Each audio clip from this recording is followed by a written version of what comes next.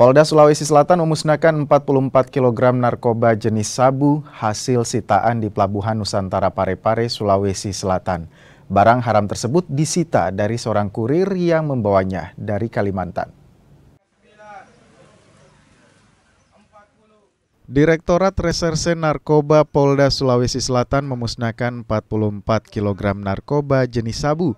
Barang haram tersebut disita dari seorang kurir di Pelabuhan Nusantara Parepare, Sulawesi Selatan pada 5 September lalu. Sebelum dimusnahkan, sabu terlebih dulu dilakukan pengujian tim Lab 4 Polda Sulsel untuk memastikan keasliannya. Pemusnahan sabu dilakukan dengan cara dibakar di mobil insinerator milik BNNP Sulawesi Selatan di halaman Polda Sulawesi Selatan. Bulan Januari sampai dengan bulan September, kasus narkoba yang telah ditangani sebanyak 2.135 kasus. Kemudian tersangka ada 3.212. Ini yang terdiri dari 3.013 laki-laki dan 199 adalah perempuan. Sabu 44 kg ini disita dari seorang kurir berinisial AA. Kurir tersebut membawa narkoba dari Samarinda, Kalimantan Timur.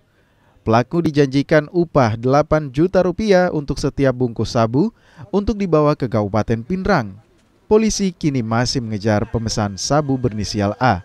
Terkait dengan penangkapan ini, memang ini berawal dari adanya laporan masyarakat, sehingga kami dari Polres Parepare dengan Polsek KPN Parepare dan juga Satlantas Polres Parepare melakukan penyelidikan sehingga ditemukanlah barang bukti sebanyak 2 karung putih itu berikut dengan tersangka A.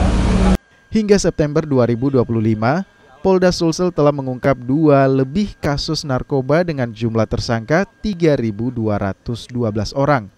Adapun narkoba yang disita mencapai 122 kg sabu, 7.000 lebih butir ekstasi hingga 9 kg ganja. Arif Tirtana, Kompas TV Makassar, Sulawesi Selatan.